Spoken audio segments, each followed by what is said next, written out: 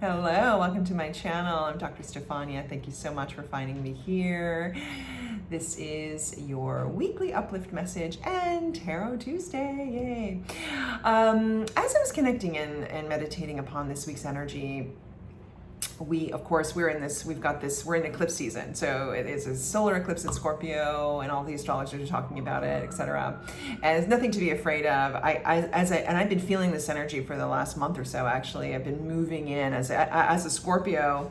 And maybe Scorpios may feel this energy more intensely than others, but I've been already working through the overarching energy of this eclipse season for the last few weeks, and really what's coming up in the collective and what we're all being asked to do is once and for all shed the old triggers, shed the old systems, shed the old ways in which we operate, those subconscious and limited fears and beliefs that have been holding us back, those subconscious limited fears and beliefs that attracted in people that weren't the best people for us, etc. But remember, every single thing that we go through in life is an opportunity to learn. So everything that you've been through hasn't all been for nothing. It's all been to grow. It's all been to come to this point where Spirit is asking you to shed the old and step into a whole new cycle of your life. So there's healing involved. There's awareness. There's self-realization. All of this is a very deep energy. Scorpio is a very deep sign. And so we're being asked to transcend from the Scorpio, the physical Scorpio, to the eagle, to the phoenix. And every single sign, doesn't matter what sign you are, you can, it's all about transcendence. And this is what, so it's not a coincidence we're going through all this big energy in Scorpio, because it is the alchemist of the zodiac. So when you're really aligned with your divine superpowers, your divine goddess energy, you rise into the phoenix. You rise from the ashes, you let go of that old nonsense that's been holding you back, but you're really deeply aware of it. It's like, in high school, for example, if you failed a test, you failed a chemistry test or something, the teacher gives you an opportunity to do the test again, but you didn't study, so you fail it again.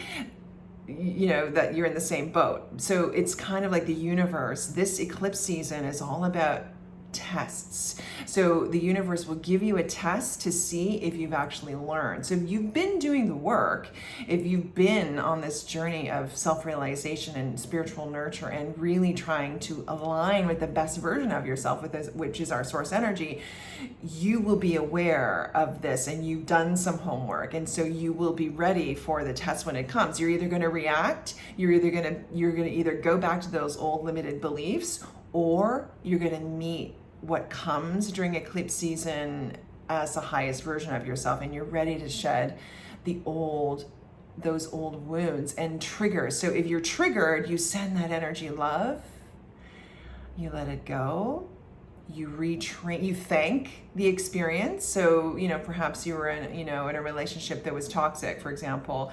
You thank that person for the experience through forgiveness, through compassion, through love, through healthy boundaries and detachment, but you're letting that go now and you're moving into a whole new cycle. And that brings me to my next point. I was feeling very strongly that for many of you, this is a 20-year cycle. So you can look back on the last 20 years of your life and say, okay, I've been operating from this state of frequency, this state of consciousness. I believe that this was good for me. I believe this behavior was good for me. I believe that I wasn't good enough. I believe that I wasn't worthy. Hence, I attracted all these situations that were imbalanced, that were not good for me. I learned so much. So we're grateful for every experience that has led us to this point in time. Everything is an opportunity to learn, every experience. But now, during this eclipse season, we're going to be asked to let stuff go. We may be tested. So, things coming out of the blue, unexpected events often occur during eclipse season, and that's part of the test. That's part of the universal test. How we react, etc. Look at my dog. She's going to the back. Okay, where was I? Oh, and so we're we're shedding the old, starting a new cycle. And I also feel that as I was meditating in the energy, that there's such a predominant energy of fear. in our subconscious energy and also in the collective. And so if you think about it, we often attract what it is we're afraid of. And fear is so powerful. It's a very powerful frequency, and many people are operating in fear, you know. I used to laugh, actually, this is way back, you know, during my Sex and the City phase here in New York. I would often say, God, you know, after breaking up with someone, I was like, God, I hope I don't run into that guy in the street, you know. And then sure enough, I turned the corner and there he was. I was always like attracting in something that I was fearing. And so, you know, it was something funny, but at the same time, it was a very, very clear demonstration to me when I was, you know, cultivating and developing my spiritual practice, that fear is a very powerful motivator. It's a very powerful manifesting energy. And so we want to get out of that fear. Instead, when we're in our dynamic love, we're operating from a dynamic sense of creative energy and enthusiasm and love, we attract what it is we love from a higher place of the cosmic mind of God, the wisdom. There's a certain wisdom that can never be found in common logic. It can only be found in the energy of God. And so when we're operating with this energy of letting the fears go, no more. In fact, I feel like in the last video I said, I was definitely picking up the energy of no more. I'm done with this. I'm done with this part of my life. I'm not putting up with this anymore. And that's coming. This is all culminating into this energy of eclipse season, which is asking us, Scorpio is saying, no more, let the fear go, recognize the triggers, send them love. We're moving into a new cycle. You have learned, you have grown. Let's see if you really have. And this is where the test will come in. So I feel like it's not something to be afraid of. I feel like it's really actually a beautiful time to go really deep into this beautiful new awakening and new version of yourself. And I know, you know, a lot of spiritual teachers say that, and I've said that before too, but I really feel like this is huge in terms of a cycle, you know, what's the word I'm looking for? It's just in terms of a big cycle of energy. We're definitely shedding something out. So if you haven't really been doing the work, you may find repeated patterns coming up. You be repeating the same thing, repeating the same mistakes. It'll be masked in a different type of way, but ultimately, you know, it'll be the same kind of thing that you need to learn. Okay, so better to do the work. And I also feel too that this energy is all about creating a healthy or healthier state of being overall. So as we nurture our spiritual bodies, physical bodies, mental bodies, emotional bodies, we're nurturing it from a place of a healthy beingness, being meditative, being spiritual, being kind with ourselves and then with others, kind with the earth, kind with the animals, being conscious of being in a healthy state of being, which is God. God is healthy. The source is healthy. When we're in the energy of the dynamic flow of the creatrix energy, we're in a healthy flow. We're not in a state of fear. We're not in a state of doubt. We're not in a state of anxiety. And anxiety and fear, anxiety is also a very powerful manifestor. It blocks, obviously, the flow. And I'm not saying that, you know, I mean, I could sit here and say it's easier said than done. I've had anxiety in my life also. But now when it comes up, I recognize it for what it is. And I take the time and move myself into a place, an energetic place where I know how to nurture that. I know how to nurture that. I know how to release that. And I don't stay there.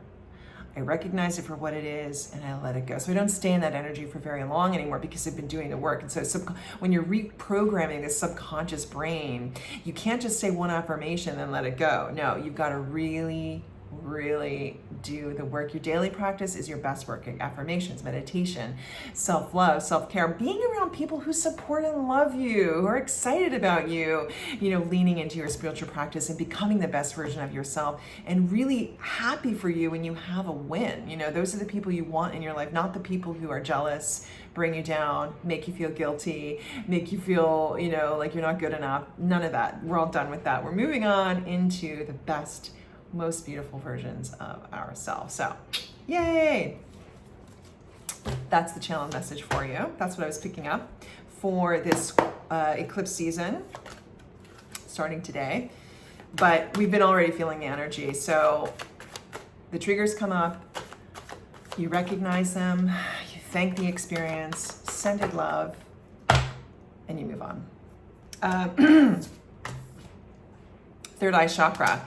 You know, I was just saying there, and here we've got mental conflict at the bottom of the deck. You know, this is spirit and crown chakra. It's so funny. I love tarot for that. It's amazing. What was I just saying?